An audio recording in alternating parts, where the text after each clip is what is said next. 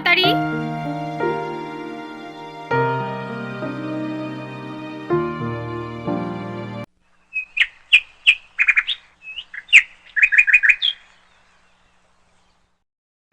নমস্কার বন্ধুরা, সুপ্রভাত। কেমন আছো তোমরা সবাই? আশা করছি তোমরা সবাই খুব ভালো আছো, আর আমিও খুব ভালো আছি। আমি সোমাশ্রী, আর আমার চ্যানেল লাইফ ক্যাপচারের নতুন একটি মিষ্টি ব্লগে তোমাদের সকলকে অনেক অনেক স্বাগত আর অনেক অনেক ভালোবাসা জানিয়ে আজকের দিনটা শুরু করছি। তো প্রথমে দেখো, সকালবেলা ঘুম থেকে ওঠার পর স্নান সেরে নিয়েছি। তারপরে না গাছ থেকে ফুলগুলো তুলে এনে এই যে দেখো এখন পুজোটা দিয়ে নিচ্ছি।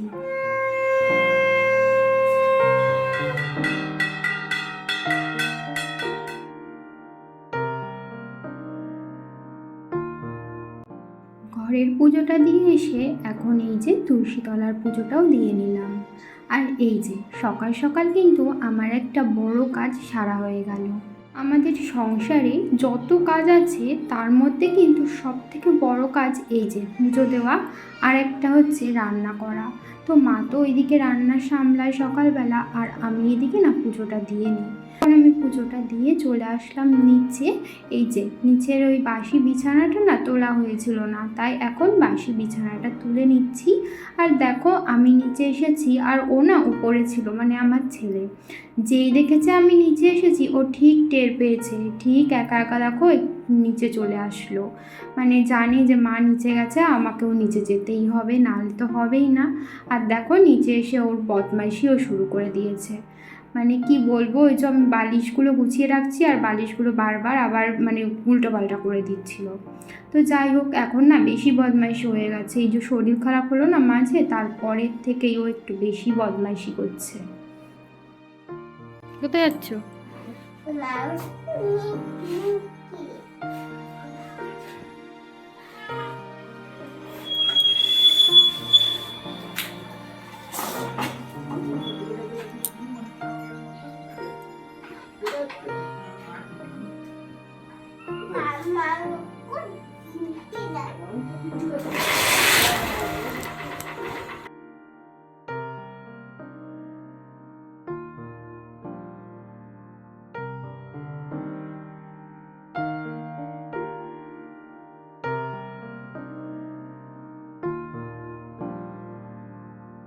পাপা যাচ্ছিল বাজারে, আর আমাকে বলল যে ওকে রেডি করিয়ে দিতে, ওকে নিয়ে যাবে। তাই ওকে একটু জামা টামা পরিয়ে রেডি করিয়ে দিলাম, আর ওকে নিয়ে গেল। কেউ যদি দেখেছে নতুন জামা বা কিছু পরেছে, ঠিক বুঝতে পারে যে সে বাইরে যাবে। অমনি মানে তার সাথে যাওয়ার জন্য এত কান্নাকাটি শুরু করে। আসলে ও সবসময় বাড়িতেই থাকে, তো ওরও ভালো লাগে না, একটু মাঝে মাঝে ঘুরতে যেতে ইচ্ছা করে ওর।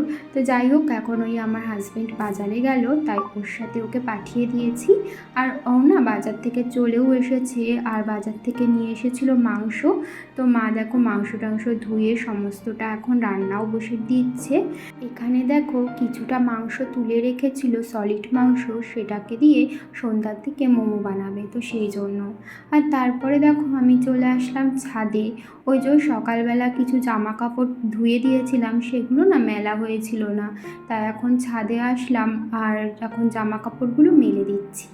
আর দেখতে পাচ্ছ আকাশটা এত সুন্দর লাগছে যে কি বলবো। এখন রোজ দিনই আকাশটা এত সুন্দর লাগে না দেখতে, যে আকাশটা দেখলেই মনটা ভালো হয়ে যায়। মনের মধ্যে যত খারাপ লাগা ভালো লাগা থাকে না, এই আকাশের চেহারাটা দেখলে আর চারিদিকের পরিবেশটা দেখলে না এমনিই ঠিক হয়ে যায় মনটা। উপরের জামা কাপড়গুলো মেলে দিয়ে চলে আসলাম নিচে, আর নিচে এসে দেখছি মা কিন্তু মাংসটা কষাতে বসিয়ে দিয়েছে। আর এই যে দেখো মাংস একেবারেই তৈরি, অবশ্য অনেকক্ষণ আগেই হয়ে গেছিলো, সবার খাওয়া দাওয়া কিন্তু মোটামুটি হয়ে গেছে। এখন আমি আমার ভাতটা গুছিয়ে নিয়ে বসে পড়েছি, আর আমার হাজবেন্ডও খেয়ে দিয়ে কাজে বেরিয়ে গেছে।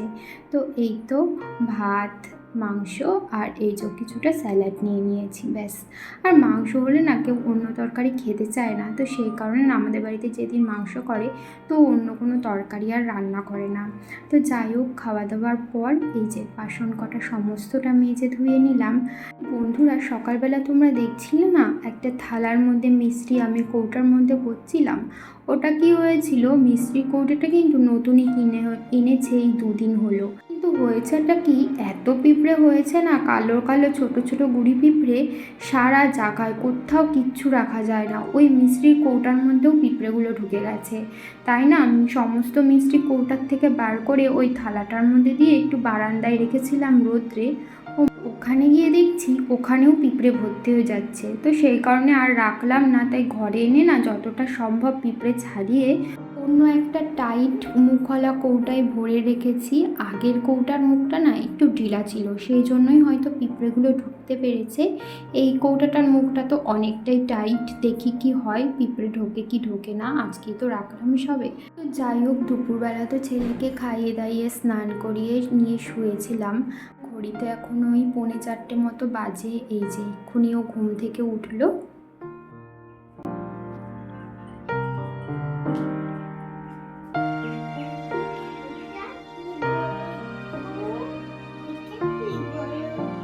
ওটা কি কি ওটা কি এটা তুমি বলো ওটা কি?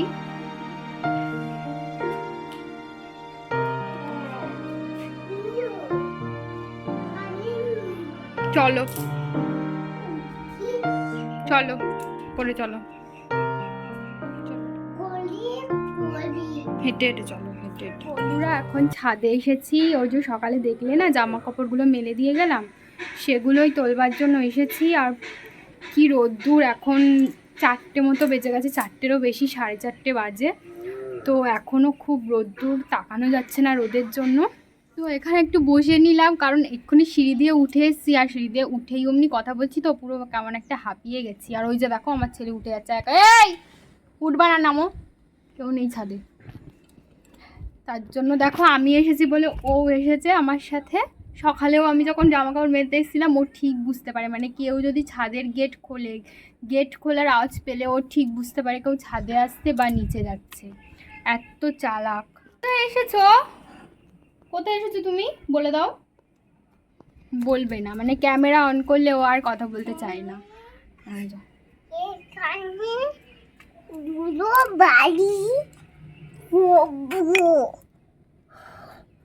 এখানে এইটা নিয়ে এসেছে বসার জন্য, মানে এখানে ধুলোবালি বলে ও বসবে না, এখানে ইট পেতে তারপরে বসবে। বলছে এখানে ধুলোবালি বসবো। আকাশটা দেখো কত সুন্দর লাগছে, এই জায়গাটা পুরো পেঁজা তুলোর মতো। দেখো আমি বলেছি বলে ও আবার বলছে। তো দেখতেই পাচ্ছ আমার মুখ চোখের অবস্থা একদমই খারাপ। মানে ঘুম থেকে ওঠার পরে এখনও চুল টুল কিছুই আশ্রয়নি।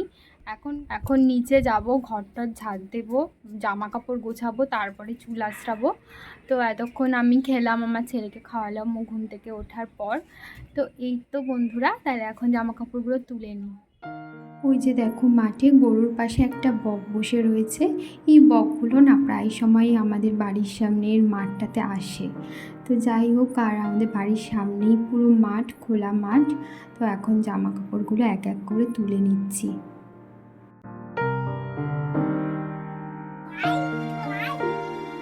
ওখানে উঠবা না, নিচে নামো, তাড়াতাড়ি তাড়াতাড়ি নিচে নামো। আমি নিচে চলে যাচ্ছি, ভুতু আছে, ভুতু আসবে এক্ষুনি, তোমাকে ধরে নিয়ে যাবে। তাড়াতাড়ি চলে আসো।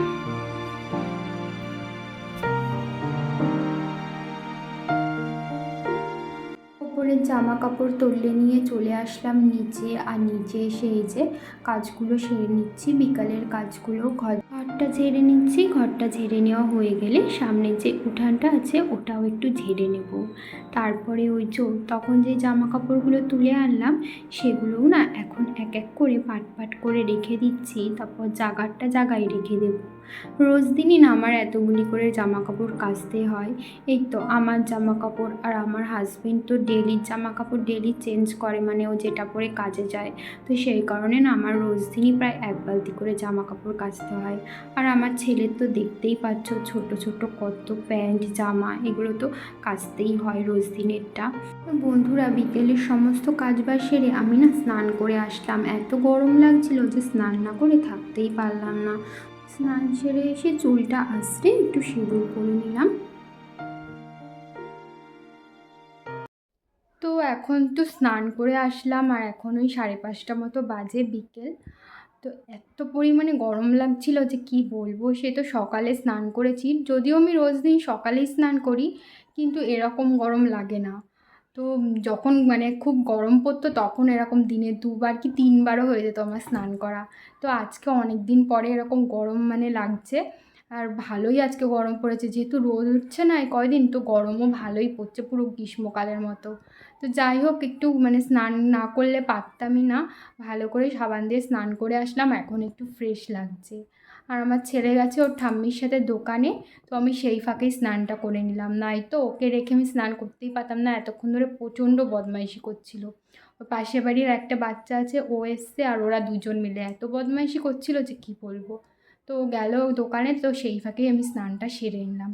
তো যাই হোক, একটু বাদেই সন্ধ্যা হয়ে যাবে আর সন্ধ্যাটা দেবো একেবারে। তো বন্ধুরা, তোমাদের সাথে আবার সন্ধ্যাবেলায় কথা বলবো।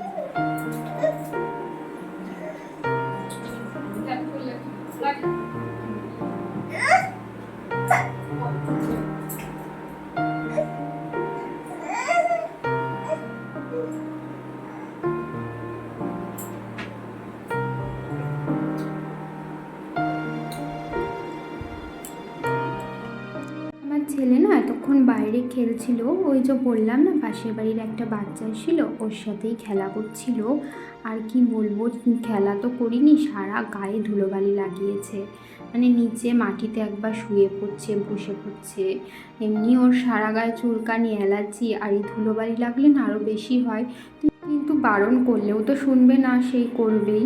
আর সারাটা দিন ঘরে থাকে, তো একটু খেলাধুলো না করতে দিলেও হয় না।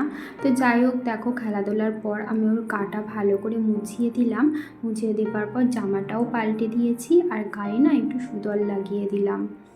তারপরে এখন তো সন্ধ্যা হয়ে গেছে, দেখতেই পাচ্ছ চারিদিক হালকা হালকা অন্ধকার হয়ে আসছে। আর এখন বাইরের লাইটটা জ্বালিয়ে দিয়ে চলে গেছিলাম উপরে, আর উপরে গিয়ে সন্ধ্যাও দিয়ে এসেছি। আর এখন নিচে এই যে নিচের ঘরে একটু বাতি দেখিয়ে নিলাম, আর এই যে মেন গেটের সামনেও একটু দেখিয়ে উপরে গিয়ে তুলসীতলায় পুজোটা করে নেব। তো বন্ধুরা, সন্ধ্যা দেওয়া হয়ে গেছে, তোমরা তো দেখলেই। সন্ধ্যা দিয়ে নিচে আসলাম, কারণ ফোনটা নিচে ছিল, তাই ফোনটা নেবার জন্য, আর গেটটাই তালাও দিয়ে দিলাম।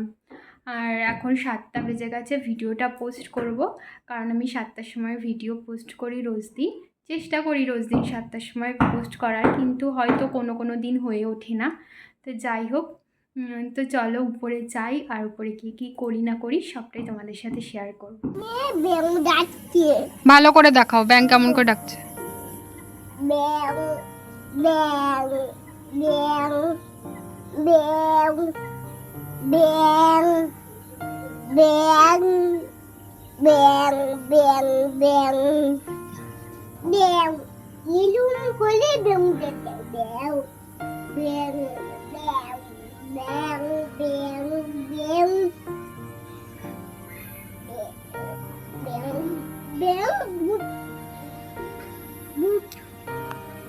ব্যাং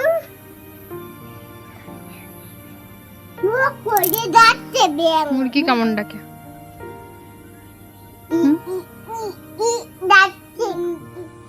কুমির কেমন ডাকে?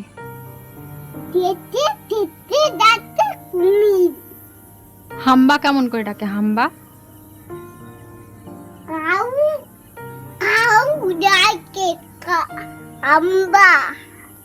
ডগি কেমন ডাকে?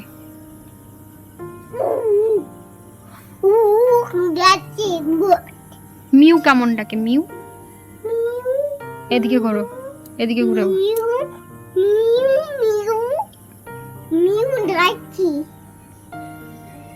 দেখি এদিকে। কি চুল কেটেছো? সকালে দেখেছিলে না, কিছুটা সলিড মাংস তুলে রেখেছিল মোমো বানানোর জন্য।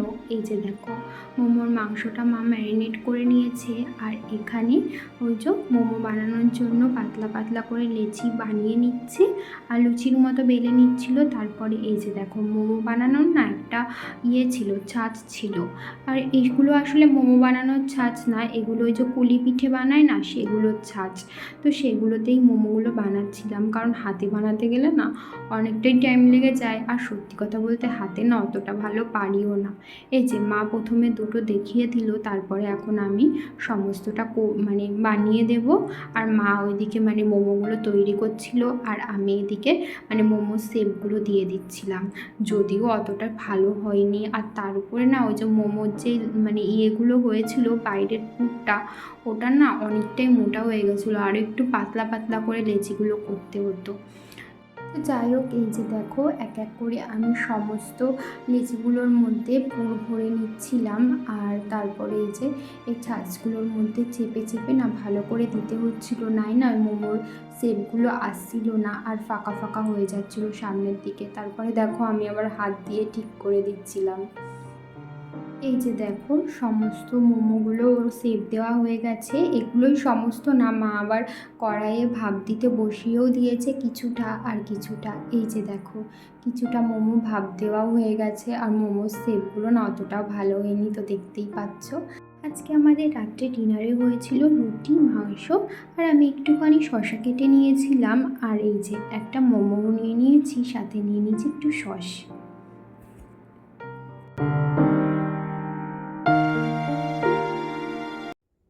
বন্ধুরা, ঘড়িতে এখন বাজে রাত 10টা, আর আমার ছেলেকে অনেকক্ষণ আগেই ঘুম পাড়িয়ে দিয়েছি। ওই 9:30 নাগাদ ওকে ঘুম পাড়িয়ে দিয়েছি। এতক্ষণ শুয়ে শুয়ে ফোন দেখছিলাম। একবার ফোন দেখা শুরু হলে না মানে কখন যে 1 ঘন্টা 1.5 ঘন্টা কেটে যায় যে বোঝাই যায় না।